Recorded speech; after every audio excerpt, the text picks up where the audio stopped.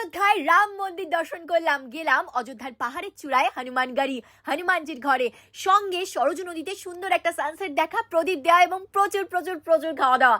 এই সব কিছু নিয়ে থাকছে আমাদের অযোধ্যার গল্প।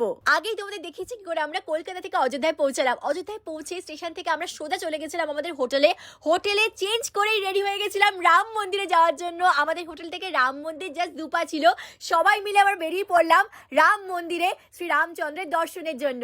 যেই আমরা মন্দিরের সামনে পৌঁছালাম ওখানে দেখলাম প্রচুর পুজোর জিনিস বিক্রি হচ্ছে। আমরা সবাই আমাদের কপালে জয় শ্রীরাম লেখালাম। তারপর আমরা মন্দিরের মেন গেট দিয়ে ভেতরে ঢুকলাম। ভেতরে ঢুকে দেখলাম অনেকগুলো সরু সরু লাইন দেওয়ার মতন জায়গা রয়েছে, আমরাও লাইন দিয়ে দিলাম। আশেপাশে কিন্তু অনেক মন্দির ছিল, সেগুলো দেখতে দেখতে এগিয়ে যাচ্ছিলাম। কিছুটা দূরে যাওয়ার পরেই দেখতে পেলাম রাম মন্দির। রাম মন্দিরের দর্শন হলো আমাদের, সত্যি মনটা আনন্দে ভরে গেছিল। মন্দিরের একদম মেন গেটের সামনে যখন এলাম আমাদের ব্যাগ ফোন সবকিছু জমা দিতে হয়েছিল। তারপর ভেতরে ঢুকে দর্শন হলো রামচন্দ্রের। সত্যি মন এতটাই আনন্দে ভরে গেছিল, এতটাই শান্ত হয়ে গেছিল। মন্দির থেকে বেরিয়ে আমাদের সত্যি সবার খুব ভালো লাগছিল। পুজো হয়ে যাওয়ার পর আমরা সবাই কিন্তু মন্দিরের বাইরে রামচন্দ্রের বিগ্রহ নিলাম, আর তারপর চটপট আমরা লাঞ্চ সেরে নিয়েছিলাম ধোসা আর ছোলে বাটুরে দিয়ে। হোটেলে এসে চেঞ্জ করেই বেরিয়ে পড়েছিলাম হনুমানগড়ি, হনুমানজির ঘরে যাওয়ার জন্য, যেটা অযোধ্যার পাহাড়ের চূড়ায়। টোটো থেকে নেমে দেখলাম ওখানে প্রচুর গদা বিক্রি হচ্ছে। আমরা এগিয়ে চললাম সামনে। ওয়েদার একদম দুর্দান্ত ছিল, ঝাঁ চকচকে ওয়েদার, সুন্দর রোদ উঠেছিল। মন্দিরের সামনে পৌঁছে দেখলাম বিশাল সিঁড়ি আর প্রচুর ভিড়, কিন্তু হনুমানজির নাম নিয়ে আমরা এগিয়ে চললাম। ভিড় ঠেলে যখন ভেতরে ঢুকলাম মন্দিরটা দেখলাম, এত সুন্দর হনুমানজির মন্দির, ভীষণ ভালো লাগলো।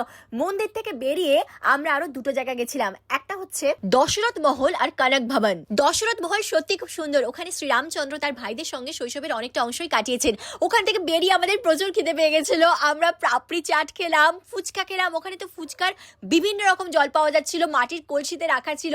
সেখান থেকে খেলাম লাড্ডু। ওখানে লাড্ডুর স্বাদটাই আলাদা। তারপর আমরা চলে গেলাম কনক ভবন। কনক ভবন মানে হচ্ছে সোনার প্রাসাদ। এই কনক ভবন কিন্তু মাতা সীতাকে তার বিয়ের পর রানী কৈকেয়ী উপহার দিয়েছিলেন। তারপর আমরা এসে পৌঁছালাম পবিত্র সরজু নদীর সামনে, আর সাক্ষী হলাম একটা সুন্দর সানসেটের। এত ভালো লাগছিল। আমরা নদীতে প্রদীপ দিলাম, সুন্দর আরতি হচ্ছিল, সত্যি খুব ভালো লাগছিল। তারপর আমরা হোটেলে ফিরে লাগেজ নিয়ে বেরিয়ে পড়েছিলাম অযোধ্যা ছেড়ে বেনারস যাওয়ার উদ্দেশ্যে। সেই বেনারসের গল্প নিয়ে খুব তাড়াতাড়ি আসছি।